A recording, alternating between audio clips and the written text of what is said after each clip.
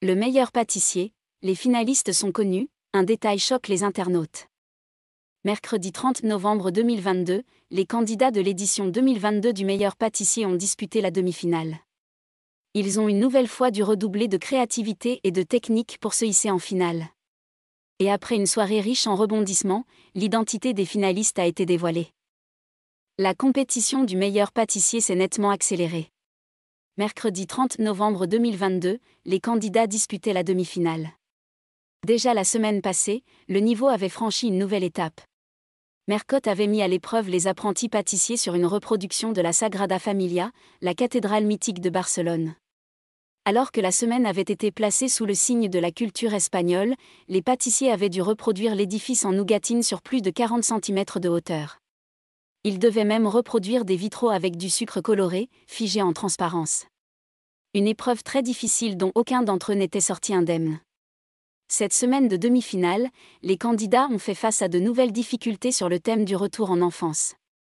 Pour la première épreuve, Cyril Lignac avait imposé aux candidats de plonger la main dans une boîte à biscuits, qui lui rappelait son enfance, et de reproduire en grand format le biscuit qu'ils ont pioché à l'aveugle.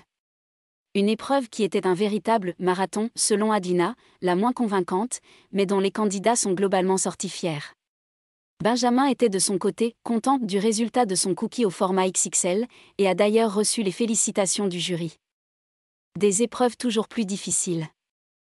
Avant que débute l'épreuve qu'elle avait concoctée, Mercotte avait annoncé à Cyril Lignac, « C'est une épreuve de demi-finale, n'oublie pas ». Les candidats s'en sont rapidement rendus compte. En effet, ils ont dû réaliser un entremets en forme de domino dont l'intérieur devait lui aussi révéler des contrastes de couleurs entre le noir et le blanc. Adelina a une nouvelle fois fini l'épreuve en bas du classement, comme lors de la toute première épreuve. Lors de la dernière épreuve, les candidats ont dû réaliser un carrousel à leur manière. À l'issue des délibérations, c'est Manon, Nils et Benjamin qui se sont qualifiés en finale. Adelina finit ainsi sa course en demi-finale. Mais voilà, il y a un détail qui a retenu l'attention des internautes, le traditionnel tablier bleu, qui récompense le meilleur candidat de la semaine, n'a pas été attribué lors de cette demi-finale.